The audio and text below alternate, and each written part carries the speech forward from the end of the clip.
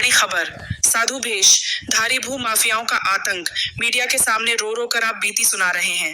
रामानुज दास त्यागी, कहा नहीं होगी सुनवाई तो करूंगा अनशन।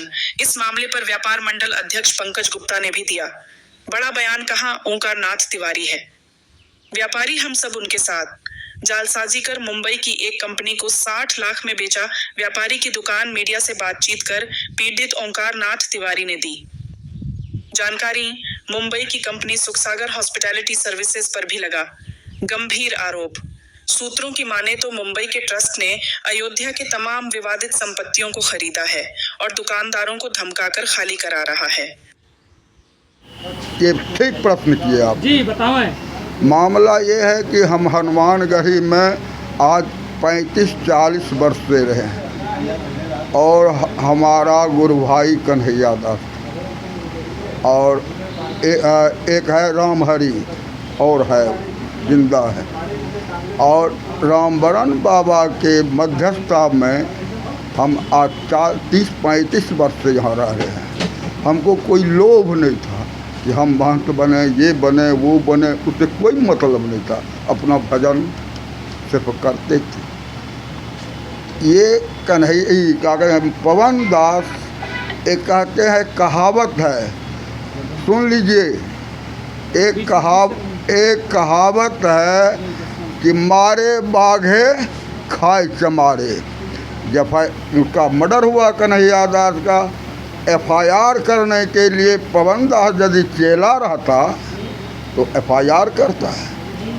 एक पिता के मरने के बाद FIR तो वो कर सकता था। जी जी। हम उसी समय ASP साहब से कह रहे थे कि ये क्या कहते हैं, CBI जांच कीजिए। CBI जांच में दूध का दूध, पानी का पानी हो जाता है।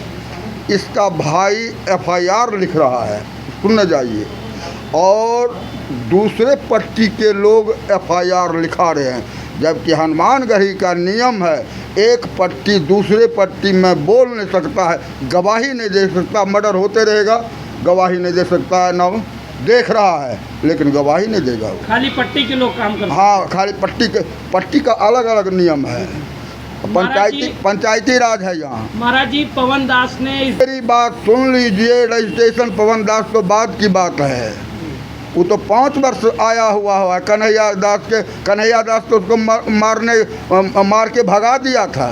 वो तो एक आध आदमी आया जो किसी तरह उसको रख लिया। वो तो कथित चेला है, चेला है नहीं जी, चेला है नहीं। वास्तविक चेला का एक प्रकरण होता है, वो कुछ नहीं है, समझे।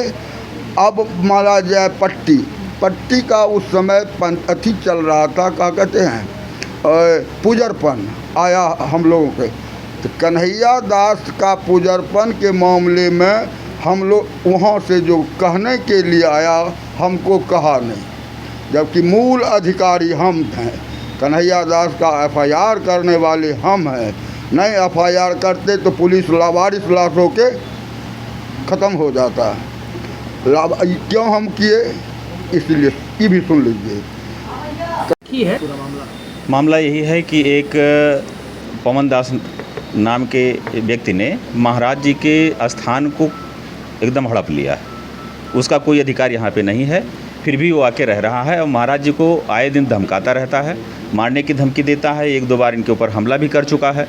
महाराज जी जिसकी जानकारी प्रशासनिक अधिकारियों को दे चुके हैं, आश्वासन के अलावा अभी कुछ हुआ नहीं है।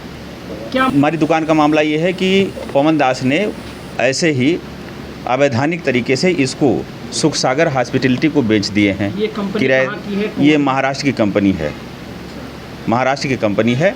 और इस कंपनी के बारे में यही पता चला है कि अयोध्या में जितने भी विवादित ज़मीनें हैं ये सब ले रही है।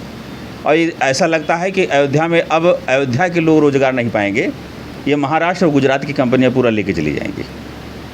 ये हमारी ही बात नहीं है, आपको आने वाले दिन में फिर पता चलेगा कि सुखसागर हॉस्पिटैलिटी ने यहाँ की ज़मीन भी हड़प ली।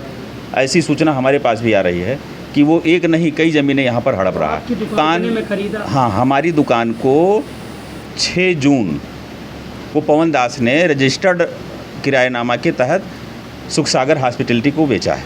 कितने वर्ष जबकि आपको यहाँ रहते? हमको यहाँ 2021 से हम हैं। 2021 में कन्हैया दास महाराज जी ने दिया था मौजूदा समय में आप किराएदारी किसको जमा कर रहे हैं? मौजूदा किराएदारी हम महाराज जी को दे रहे हैं और महाराज जी ही जो है इसके आला मालिक हैं, क्योंकि पट्टी ने इन्हीं को महंत बनाया है यहाँ का। अच्छा, इस मामले में अभी आपने जो विज्ञप्ति जारी की है, धमकी का मामला आया था जी, तो उसकी एप्लीकेशन मैंने कोतवाली में भी दी थी, चौकी पे भी दी थी, आईजी साहब के पास भी गए थे। उन्होंने सीओ साहब को आदेशित किया है जांच करने के लिए। हमको बुलाया गया था, बयान हमारा हो गया है, विपक्षी अभी बयान देने नहीं गया है, ऐसी सूचना हमको मिली है। ये कंपनी जो है, कंपनी का क्या कहना है? कंपनी और पवन दास दोनों मिलकर एक बार तो यहाँ आए थे, जिसका वीडियो भी हमारे पास है। 5-6 लोग मिल के आए थे और इसकी नपाई उपाई कर रहे थे। कहीं कल जेसीबी आएगी, इसको गिराएगी और आप लोग, कल का टाइम है, आप इसको खाली कर दीजिए। तो उसके बाद हमने कोतवाली में इसकी खबर भी दी और 2-3 बार हमारे फ़ोन नंबर पे उन्होंने अपने नंबर से कॉल करके कहा है कि